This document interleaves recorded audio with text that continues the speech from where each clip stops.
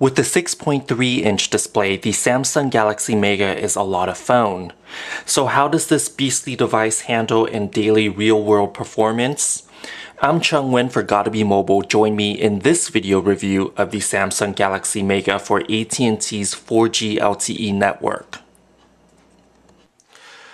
With a large 6.3-inch diagonal footprint and a 720p HD resolution, the Samsung Galaxy Mega feels a lot more like a tablet than a smartphone. In fact, it apes its closest rival in the Samsung Galaxy lineup, which is the Samsung Galaxy Note. Here I have the AT&T Samsung Galaxy Note 2, which has a 5.5-inch display, and the recently announced Galaxy Note 3 has an even slightly larger 5.7-inch display. But stacked up against the Note, the Galaxy Mega is a little bit slimmer than the Note, while at the same time a little bit larger both in diagonal, in length, and in width. What's unique about the Galaxy Mega compared to smartphones of recent years is that despite not having a landscape-oriented sliding keyboard, the Mega can actually be used with the home screen in landscape orientation. The TouchWiz user interface automatically switches to a landscape UI, which is not possible on devices like the Note and even on the Galaxy S4 flagship phones.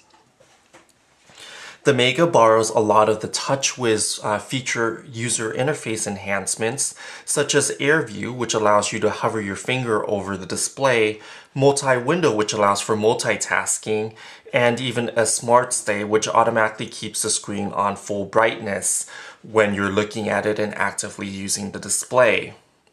The device comes with a more mid-range specs, keeping the price affordable to $150 with a 2-year contract on AT&T Mobility's network. And despite the Snapdragon 400 processor, the Galaxy Mega actually offers a pretty fluid performance.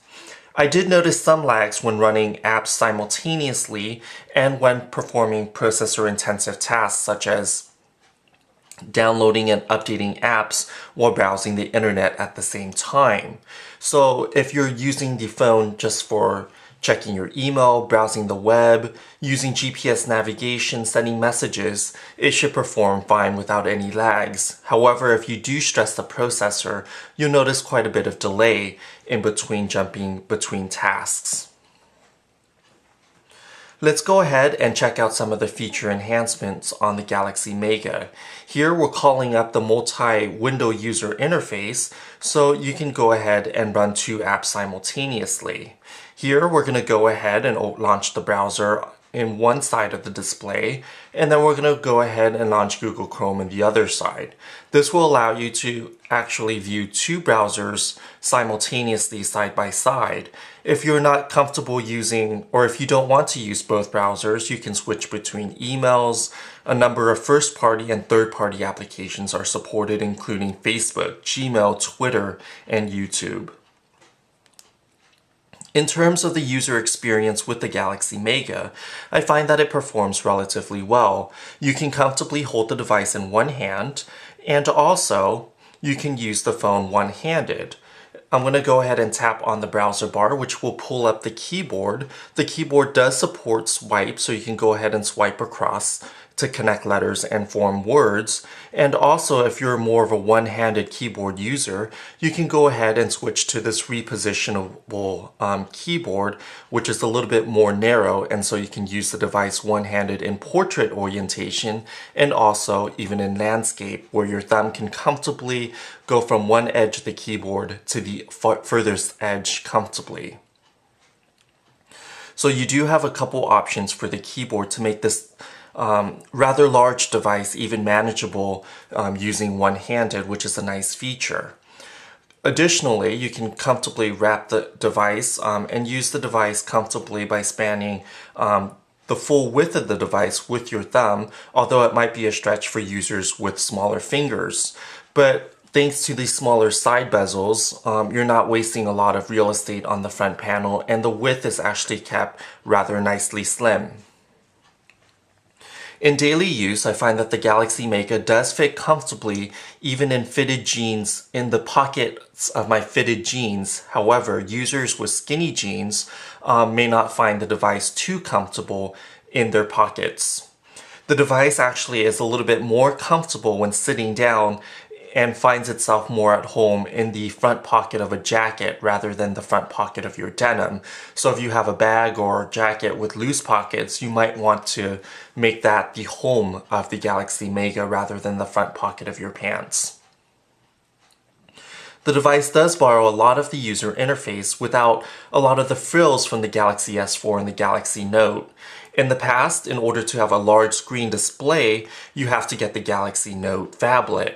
That device comes with a stylus and other enhancements which may be frivolous to users who just want a larger screen, and there's definitely a demographic for that. Samsung's Easy Mode, which you can access via the settings and going to your device, and then going to your home screen mode, is a nice way for users who are new to the smartphone platform to adjust to a touchscreen.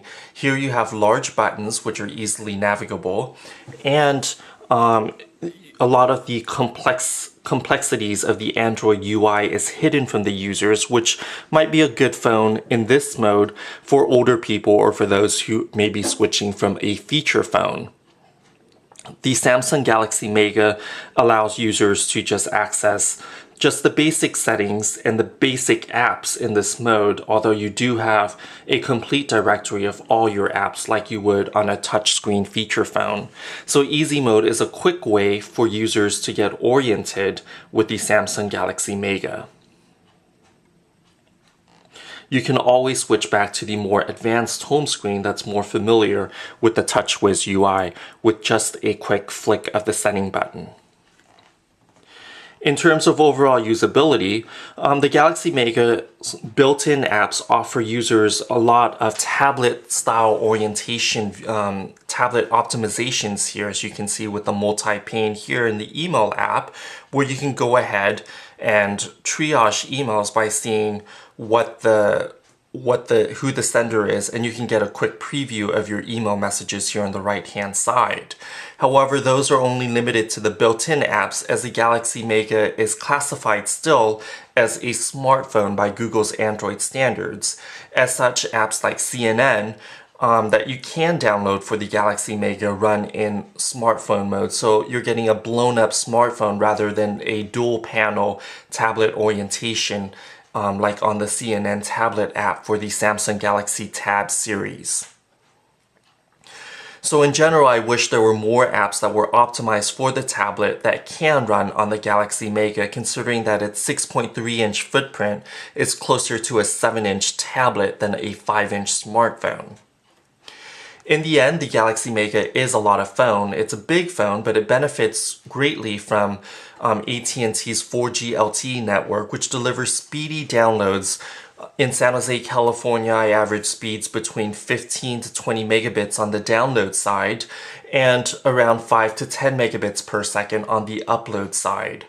The more modest specs, 8 gigabytes of storage on board, along with a Snapdragon 400 processor and only 1.5 gigs of RAM, allows AT&T and Samsung to keep the cost low.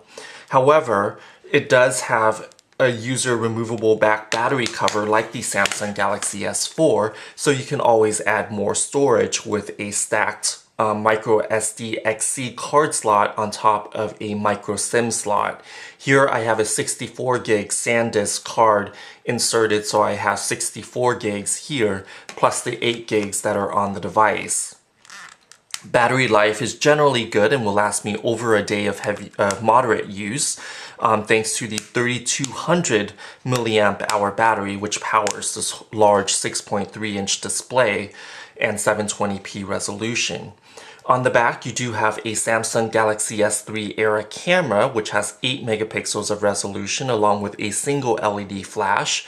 On the front side here, you do have a 2 megapixel front-facing camera for all your selfies and for video chatting, and there is an LED notification light if there are notifications awaiting for you here on the upper left corner of the Galaxy Mega.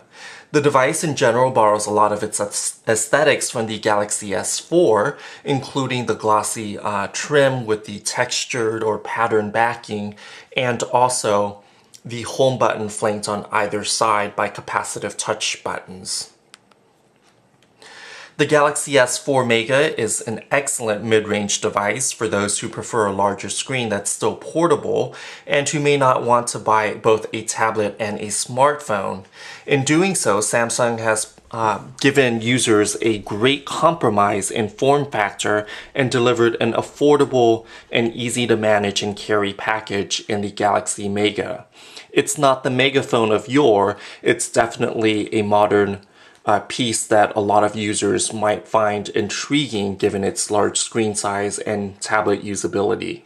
I'm Chung Win for Gotta Be Mobile. Join us on gottabemobile.com for more information and details about the Galaxy Mega and read our full review on the site. Thanks for watching.